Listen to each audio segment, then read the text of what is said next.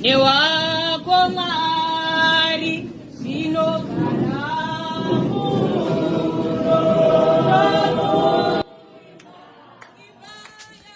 This is a sad story of Tinashe Mtani, a man aged 27.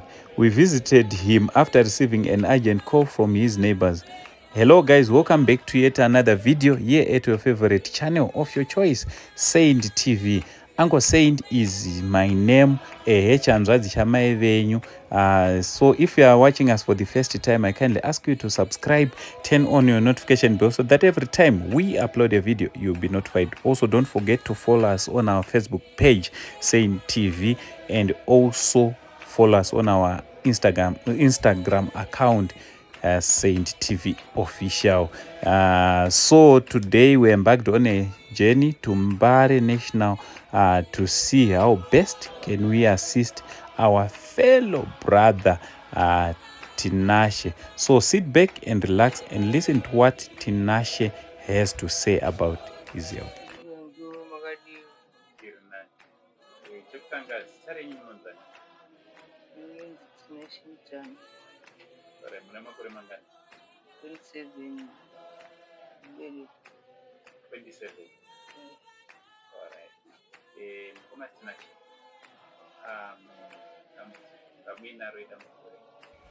My name is Tinashe Mtani. I'm 27 years old. My story goes like this.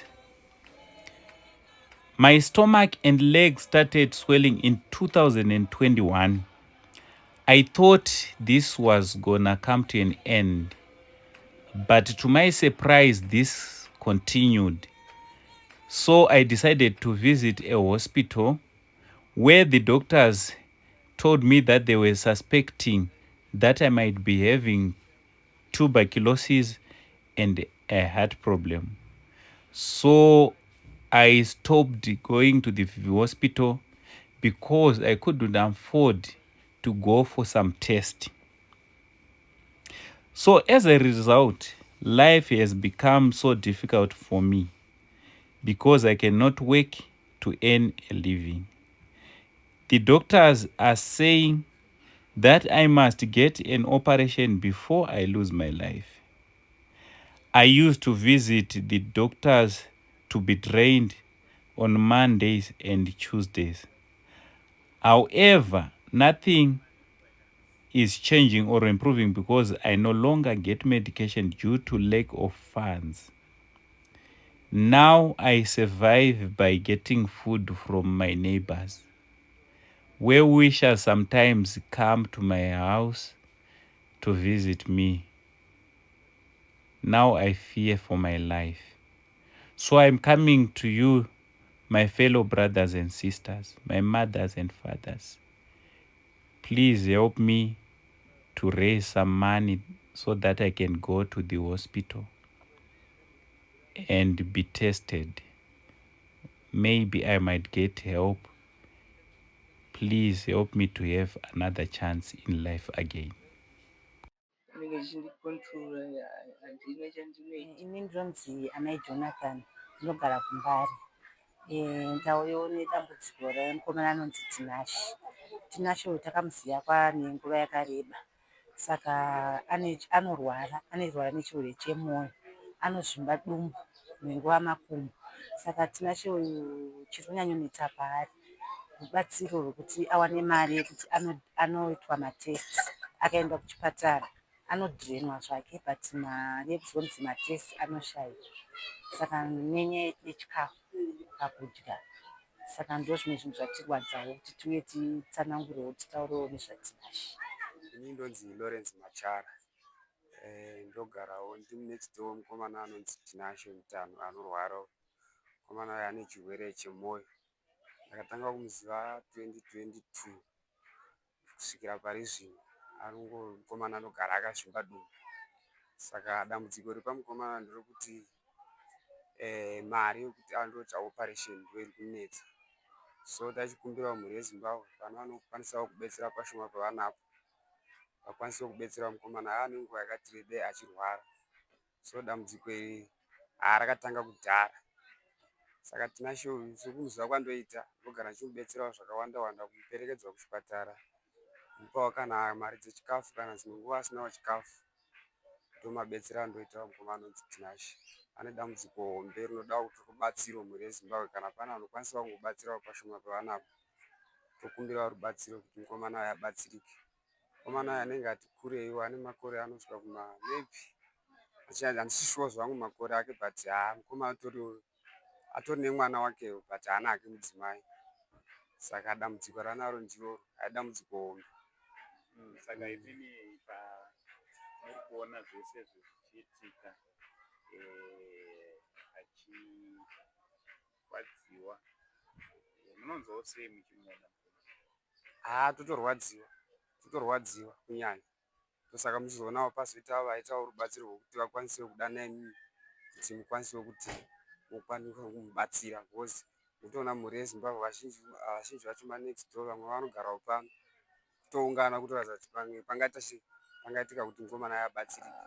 Ndingoda anomubatsirawo, handina anomubatsira. Saka ipi help yamukuda kubva kumhuri yeZimbabwe? Patinogona vakakutarisai vangadawo kukubatsirai? Ndinoda kubatsirikana nekuti mari yekuti ndikwanise kunge ndichirapwa, ndakwanisa kuwana ndofamba naye kusvikira ndapedza kurapwa, ndichiwanawo kurarama kwakanaka, chikafu chakanaka chekudya, ndibatsirikane ndipore. So I'm appealing to everyone for financial assistance so that I can be able to go to the hospital and be treated from this disease that has been tormenting me for almost 4 years. Please help me. Maybe I can get my life back to normal again. Parikudiwa 140, but papasina 140 yacho nanhasi 140 iwe ndinochirangomisa. Arizoziva kuti pane pachidiwa 140 chete here, kuti ndeyekutotanga kuti vatione kuti chigwa vangatangire papi, because vada kuona kuti sei mvura iri kuwanda, ndo pavari kutanga kuda kutanga kuti vakwanise kuti vagone kuenda mberi nekuti vandirape. But matesti iwayo ada kuitwa iwayo aripo.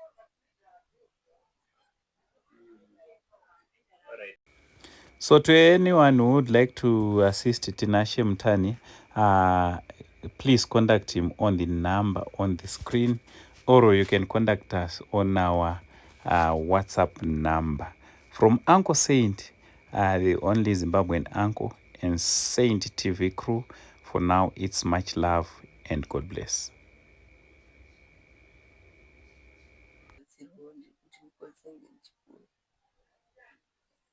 Utano hwawanda chirwadziwa, usingakwanisa kutoita chinhu nenyaya yekuda kuti utano hapana.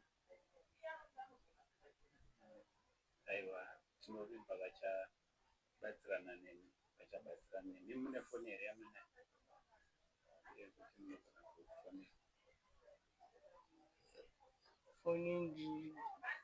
Foni ndinayo kuti pari kuchaja manje. Phone number dzenyu dzinoti? Musoro handidziziva.